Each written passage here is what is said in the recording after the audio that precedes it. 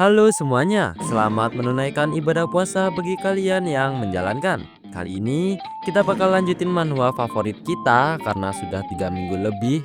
Pastinya chapter manhwa ini udah nambah, kurang lebih 3 chapter lah. Ya udah, tanpa berlama-lama, mari kita langsung masuk ke dalam alur ceritanya.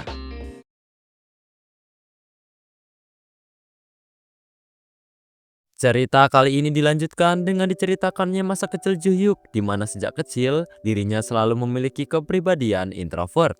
Tanpa ada anak lain yang merebut mainan Juhyuk dengan kasar, dan Juhyuk tidak bisa berbuat apa-apa. Bahkan saat SD sedikit lebih buruk, karena masalahnya saat itu adalah kemiskinan. Ketika SMP, Juhyuk juga seorang penyendiri, bahkan saat SMA ia makan siang sendirian.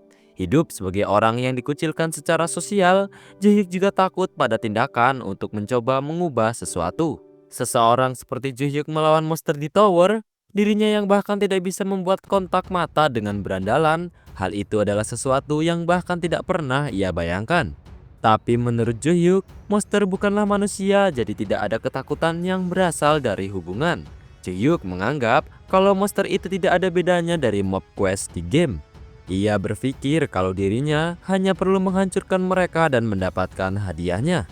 Tampak Korsak yang masih di belakang panik meneriaki nama tuannya. Kemudian terlihat banyak Goblin Warrior yang sudah siap dengan tombaknya mencoba menusuk Juhyuk. Akan tetapi dengan skill Shadow Step, Juhyuk dengan mudah menghindarinya, bahkan berhasil menghindari banyak jarum racun yang mengarah kepadanya. Lalu dengan cepat Jaehyuk memposisikan dirinya di belakang Goblin Scout dan memukul Goblin itu hingga mati dengan gadanya. Tak hanya satu, dengan wus-wus Jaehyuk juga membunuh Goblin lainnya dengan cukup cepat. Melihat tuannya yang menggunakan Shadow Step dalam waktu yang singkat membuat Korsak tertegun.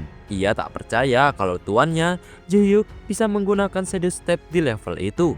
Setelahnya Korsak berteriak memanggil tuannya karena di belakangnya ada banyak jarum yang melesat ke arahnya.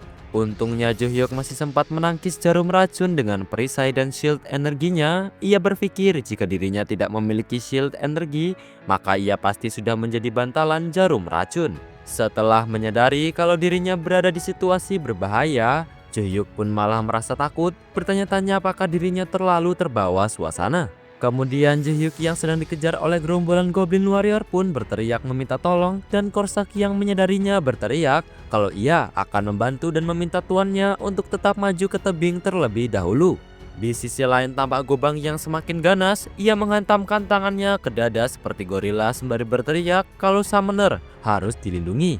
Kembali dengan Jaehyuk yang saat ini sedang kehabisan stamina. Kemudian fokusnya pun tertuju pada tebing di hadapannya. Ia bertanya-tanya apakah dirinya sudah sampai di tebing yang dimaksud oleh Korsak. Namun Jaehyuk bingung karena di situ tidak ada apa-apa. Saat para goblin sudah mendekat, Jaehyuk bersiap dengan perisainya sembari berpikir apa yang harus ia lakukan sekarang. Saat Jaehyuk berpikir dirinya akan mati, untungnya dengan cepat Gobang menangkis semua serangan Goblin Warrior dengan tangan besarnya. Kemudian Gobang pun berdiri seperti tembok yang tak mungkin ditembus. Tekanannya membuat para goblin gemetar ketakutan. Di saat itu pula Gobang dengan sekali tinju langsung meratakan para goblin di hadapannya. Tampak di sisi lain Korsak membunuh goblin assassin sembari menaiki tebing memberi pujian kepada Gobang. Di atas tebing rupanya ada kawanan goblin shaman, namun sedetik kemudian Korsak muncul dan langsung memenggal mereka. Sembari membantai goblin shaman yang tersisa, Korsak berkata dalam hati kalau ia akan mengurus shaman yang ada di tebing. Tampak kini para goblin shaman yang sudah selesai diratakan oleh Korsak, ia kemudian berkata kalau tampaknya mereka sudah membersihkan 100 goblin, jadi seharusnya itu akan keluar segera. Kembali dengan Jaehyuk, tampak kini ia terkejut melihat kedua summonednya yaitu Gobang dan Korsak yang berhasil membersihkan para goblin dengan instan. Namun setelahnya Jaehyuk meminta Gobang untuk minggir sedikit karena pantatnya terlalu dekat. Namun fokus Jaehyuk tak lagi ke pantat Gobang setelah mendengar raungan keras. Mendengar raungan itu Jaehyuk berkata dalam hati kalau ini adalah idola berkaki panjang dari goblin yang sedih karena kaki pendek mereka. Evolusi akhir dari Goblin, yaitu Hobgoblin. Setelahnya tampak Korsaki yang berlari melompat dari tebing sembari memanggil Gobang. Gobang yang paham kemudian berlari ke arah Hobgoblin dan langsung adu kekuatan dengan Hobgoblin. Sedetik setelahnya, Gobang pun mencekram leher Hobgoblin itu dan mendongakkan kepalanya ke atas. Melihat Gobang yang melakukan bagiannya dengan baik, Korsak pun memujinya dan memintanya untuk menahannya dengan erat. Dengan kecepatan dan serangan presisi Korsak, ia pun menusukkan belatinya tepat di kedua mata Hobgoblin itu dan langsung mencincangnya tanpa ampun. Tak lama status window muncul memberitahukan kalau lantai 20 berhasil ditaklukkan dan level Juyuk pun telah naik. Hadiah mana stun 2 kg, juga 5 tower eksklusif healing potion. Lalu muncul Korsaki yang tampak bahagia sembari memuji tuannya. Juyuk yang melihat kedua summonetnya mengurus mob boss dengan instan pun berpikir kalau seharusnya lebih baik menyerahkan semuanya pada mereka. Dan setelahnya Juyuk langsung menunduk sembari berkata kalau mereka semua sudah bekerja keras. Juyuk juga tak lupa berterima kasih karena sudah melindunginya. Tampak Gobang yang sujud, juga Korsaki yang segera ikutan sujud. Pemberitahuan kembali muncul di mana Juyuk telah mencapai penyelesaian rank S++ Black Tower Korea lantai 20. Hadiah emblem platinum pun diberikan. Dan setelah status window yang mengizinkan Juyuk menantang lantai 21 muncul, Juyuk pun kembali dari Black Tower Korea. Setelahnya berita tentang rekor penyelesaian rank S++ di lantai 20 pun kembali mengguncang semua orang. Banyak yang memuji dan penasaran siapakah orang Korea yang bisa melakukan hal tak masuk akal ini. Tampak direktur yang menutup handphonenya sembari menghela nafas, berkata kalau rekor lantai ke-20 berturut-turut itu bagus, tapi itu merepotkan jika banyak perhatian tertuju padanya. Kepala seksi Limin A pun bertanya, haruskah mereka mencoba dan mengontrol pers? Direktur langsung menolak karena informasi bisa bocor jika mereka tahu pemegang rekor S++.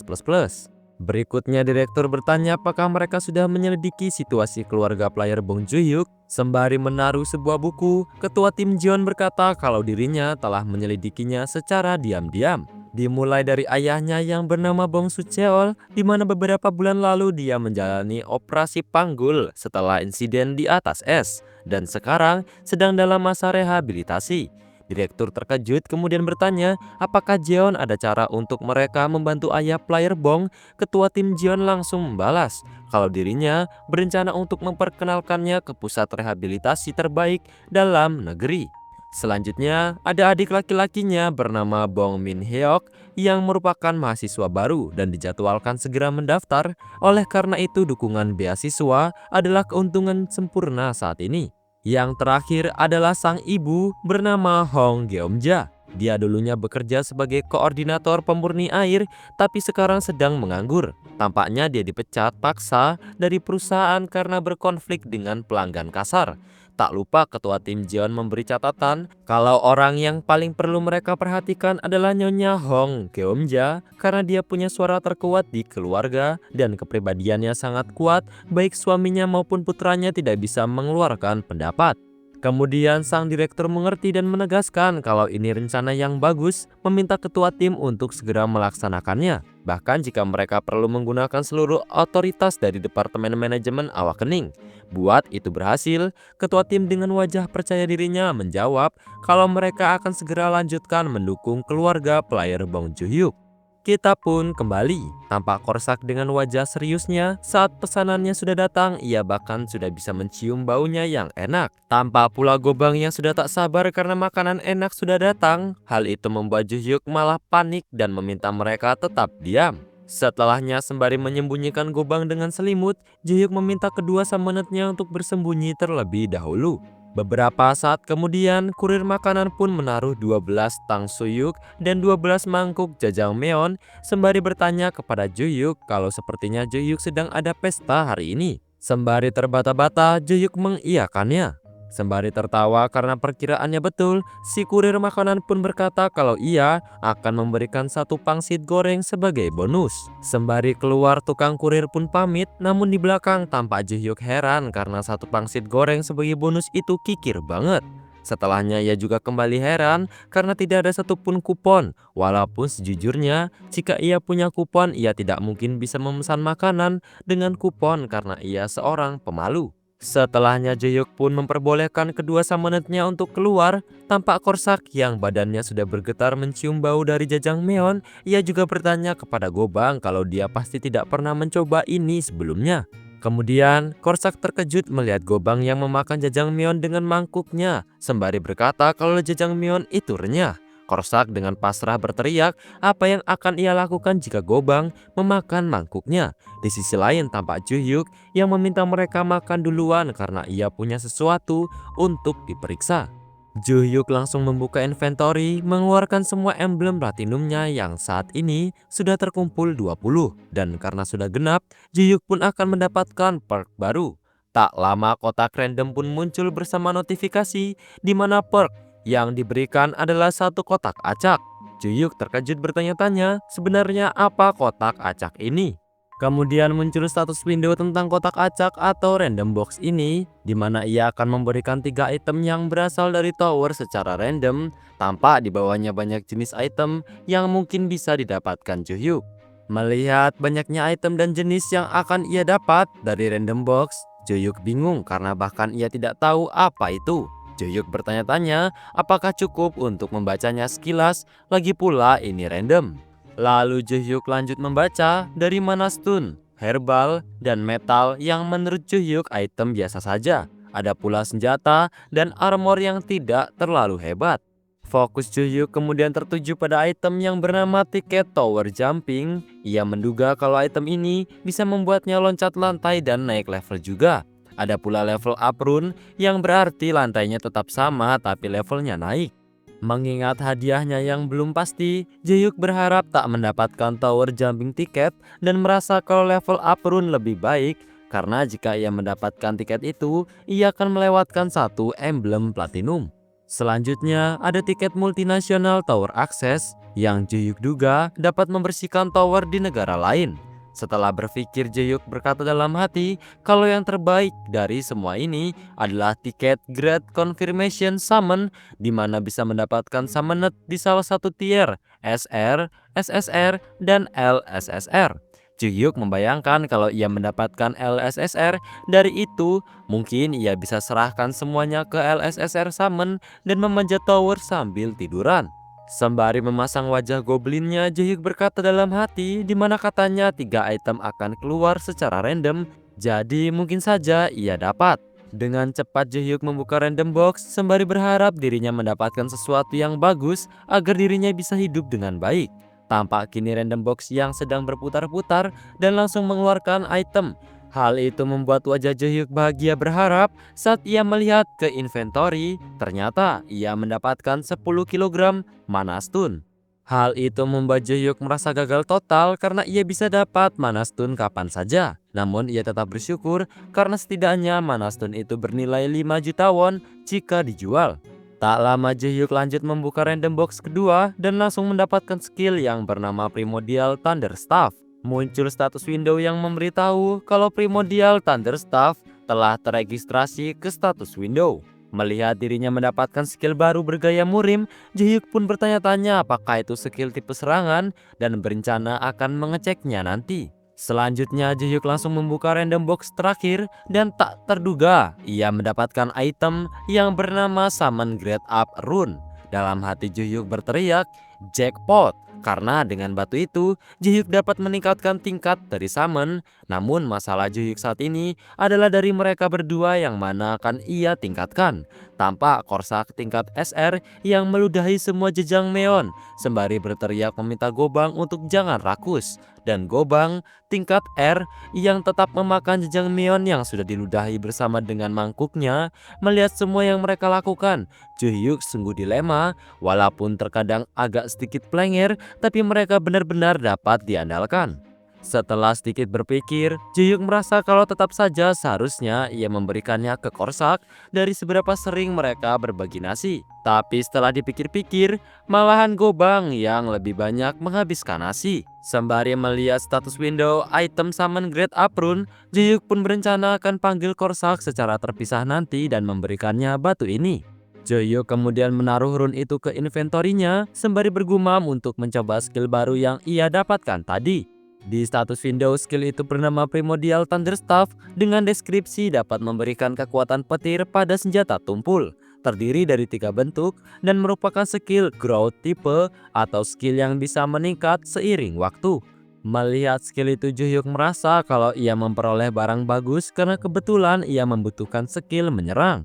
Tak lama status window muncul memberitahu kalau Primordial Thunderstaff bentuk 1 Soul Casting Thunderbolt telah terbuka. Bersamaan dengan itu, Juhyuk merasa seperti kumpulan informasi masuk langsung ditransfer ke otaknya. Sembari mengeluarkan gadanya, Juhyuk bertanya-tanya haruskah ia mencobanya sekarang. Juhyuk langsung mengayunkan gadanya sembari berteriak Soul Casting Thunderbolt. Namun seperti yang sudah-sudah, tidak ada yang terjadi. Sembari malu-malu, Juhyuk berkata dalam hati kalau tentu saja tidak berhasil. Karena seandainya ia bisa menggunakan kekuatan ini di dunia nyata, pasti akan terjadi kekacauan sejak lama. Juhyuk pun berencana mencoba skill ini lain kali saat di tower nanti. Tampak Korsak yang sedang membuka plastik mangkuk Jajangmyeon bertanya kenapa tuannya mengayunkan gadanya tiba-tiba. Jaehyuk langsung membalas kalau ia mendapatkan tambahan skill. Mendengarnya, Korsak langsung bertanya apakah itu skill serangan. Sambil mengangkat 2 jarinya, Jaehyuk dengan ceria mengiyakannya sembari memberitahu Korsak bahkan skill ini growth type. Mendengar tuannya mendapatkan skill yang berbahaya, hati Korsak pun menggelegar sampai mangkuknya jatuh. Gobang tak melewatkan kesempatan itu, ia langsung mengambil mangkuk Jajangmyeon Korsak dan memakannya. Melihat mangkuk terakhirnya diambil Gobang, Korsak langsung kesal dan langsung menghantam Gobang. Gobang dengan wajah datarnya beralasan kalau seorang warrior tidak akan melakukannya. Melihat mereka berdua kembali gaduh, Juhyuk pun langsung membatalkan summon. Di hari berikutnya, tampak Juhyuk yang sedang menghela nafasnya. Ia berkata dalam hati kalau thread summoning yang dirinya bangkitkan adalah kemampuan di mana summon akan memperoleh combat power lebih banyak daripada playernya. Dengan kata lain, summoner tidak harus terlibat langsung dalam pertarungan. Terlebih lagi untuk summoner lain yang bisa summon ke dunia nyata. Lalu Juhyuk mengingat summoner yang mengsummon Korsak sebelum dirinya. Menurut Juhyuk, summoner itu harusnya memiliki trait yang sama seperti dirinya, entah dimanapun dia berada. Tapi summoner itu sudah mati dan dunia yang ditempati sudah hancur. Karena hal itulah, Korsak sangat khawatir dengan dirinya. Tapi dengan wajah konyolnya, Juhyuk malah membantah berkata kalau ia juga orang. Dirinya juga sudah awakening dan baru beranjak sebagai orang dewasa. Juhyuk bersungguh-sungguh kalau dirinya harus menggunakan skill yang sudah ia dapatkan. Sembari menjulurkan tangan untuk mensummon Korsak dan Gobang, Juhyuk pun berkata dalam hati kalau mereka berdua harus patuh padanya. Menurut Juhyuk, membujuk mereka seharusnya bisa berhasil. Setelahnya muncul status window yang bertuliskan kalau Gobang dan John Korsak ditunjuk untuk summon. Melihat mereka berdua, apalagi Korsak yang sudah kering krempeng, membuat Juhyuk bertanya-tanya dalam hati. Seberapa besarkah Korsak khawatir sampai wajahnya seperti itu hanya dalam 1 hari? Korsak kemudian mulai berbicara kalau skill serangan bisa menjadi racun dan sebenarnya Korsak sudah cemas sejak lantai 20. Mendengarnya sesuai dugaan Juhyuk kalau Korsak menjadi seperti ini karena dirinya mendapatkan skill serangan.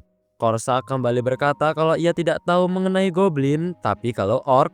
Belum saja selesai bicara, Korsak kemudian meminta maaf kepada Juhyuk karena dirinya akan melakukan dosa besar. Tampak di samping Gobang yang sudah bersiap, Juhyuk yang mendengar Korsak pun bertanya apakah Korsak ingin mengikatnya dengan simpul kupu-kupu. Korsak membalas tentu saja tidak. Setelahnya ia pun memanggil papan tulis 3 prinsip untuk summon dan setelah menekankan peraturan ketiga di mana jika prinsip 1 dan 2 bertentangan, prinsip 1 yang diutamakan. Tiba-tiba Gobang dengan tangan besarnya menahan tubuh Juhyuk. Tak lama Gobang langsung digeplak oleh Korsak karena Korsak sudah beberapa kali bilang ia meminta Gobang menahan tuannya ketika sudah masuk tower. Lalu Korsak klarifikasi kalau begitu mereka masuk ke tower, Gobang akan menahan tuannya supaya aman, sisanya akan ia bereskan sendiri. Juhyuk yang masih terdiam terkejut dalam hati karena tak terduga mereka bisa bersekongkol seperti ini. Sembari menunduk, Juhyuk menghela dan berkata kalau ia tidak mau ini lebih buruk lagi. Sedetik kemudian tampak Juhyuk yang melakukan gerakan penyelesaian, yaitu serangan mata sedih. Tampak ia yang memasang wajah menggemaskan sembari berkata kepada Korsak, memintanya untuk jangan seperti itu dan beri ia kesempatan kali ini saja. ia akan lebih penurut mulai dari sekarang. Korsak yang sudah berkeringat tak tahan membalas kalau tuannya tidak bisa dipercaya. Juyuk kembali menekan Korsak, ia bahkan bertaruh kalau ia tidak akan lagi pergi sendirian. Juyuk meminta Korsak untuk biarkan dirinya menangkap monster sekali saja karena sekedar bermain-main itu membosankan. Korsak yang melihat tuannya memohon seperti itu jadi bingung dan setelah memperhitungkan semuanya, Korsak pun memperbolehkan tuannya, tapi jika terjadi bahaya, ia akan langsung ikut campur. Mendengarnya muka Juyuk langsung tampak ceria dan menerima kesepakatan yang diberi Korsak. Beberapa saat kemudian mereka pun memasuki Black Tower Korea lantai 21. Saat mereka keluar dari zona aman, Korsak berkata kalau orc itu kuat tapi bodoh. Tentunya orc lebih cerdas daripada Gobang. Mendengarnya Gobang tak terima dan membela diri kalau ia lebih pintar daripada orc. Mendengar pembelaan itu Korsak pun mengiyakannya dan memintanya untuk diam. Setelahnya, Juyuk pun mengeluarkan perisai dan gadanya sembari mengajak kedua summonetnya untuk latihan sebelum mereka berangkat. Mendengar tuannya ingin latihan, Korsak pun mempersilahkan tuannya, bahkan tuannya bisa melakukannya ratusan kali. Sembari menunjuk Gobang, Korsak mengatakan kalau mereka sudah punya samsaknya yaitu Gobang. Mendengar dirinya harus memukul Gobang, Juyuk pun merasa aneh. Namun Korsak malah memintanya untuk pukul Gobang 10 kali karena walaupun Juyuk menggunakan kekuatan penuh, Gobang tidak akan tergores sama sekali. Gobang pun ikut menambahkan mempersilahkan tuannya untuk memukul dirinya karena ia tidak akan kesakitan. Mendengar semua ocehan kedua summonetnya, Juyuk pun dilema antara Korsak yang menyuruhnya untuk memukul Gobang dan Gobang sendiri yang minta dipukul. Karena cara penggunaan skill barunya sudah ada di kepalanya, Juyuk pun mengajak Korsak untuk praktek langsung ke orc saja daripada memukul Gobang. Lalu status window pun muncul memberi misi lantai 21, yaitu kalahkan 30 forest orc dalam batas waktu 4 jam. Tampak para orc yang mulai bermunculan membawa kampak sebagai senjatanya, juga Korsak dan Gobang yang langsung melesat sembari berkata kalau mereka duluan. Gobang kemudian dengan kekuatan eksplosifnya melompat dan dengan pukulannya berhasil membuat gerombolan orc itu terpecah belah. Korsak yang tak ingin menyia-nyiakan kesempatan langsung melesat dan memenggal kepala para orc. Cepat sekali, itulah kata yang keluar dari dalam hati Juyuk. Ia tertegun tak percaya. Sedetik kemudian Juyuk sadar kalau ini dibiarkan tidak akan ada lagi orc yang tersisa. Tampak kini Korsak yang menghiraukan satu orc membuat Juyuk paham kalau Korsak sedang menyisakan satu untuknya. Tanpa berlama-lama, ia langsung melesat dengan shadow step-nya. Tampak Korsak yang langsung pergi sembari berkata kalau ia akan perhatikan dari belakang. Saat Juyuk sudah hampir sampai, terlihat orc itu menyadarinya dan dengan kekuatan penuh mengayunkan kampaknya ke arah Juyuk.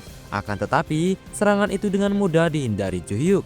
Kemudian Juyuk pun melompat, saat di udara ia bergumam. Soul Casting Thunderbolt merupakan serangan vertikal yang simple, tapi kalau soal kekuatan, belum selesai berbicara, Juyuk langsung mengeluarkan bentuk pertama dari skillnya dan dengan cepat memukul orc itu hingga mati. Tampak wajah Juyuk yang berseri-seri berkata kalau tentu saja kekuatan serangan skill ini tidaklah lemah. Baiklah, segini dulu video pada hari ini. Terima kasih buat teman-teman yang selalu menonton video Mimin sampai akhir. Dan Mimin minta maaf jika ada salah kata atau pengucapan dalam video. Mimin akhiri, sampai jumpa.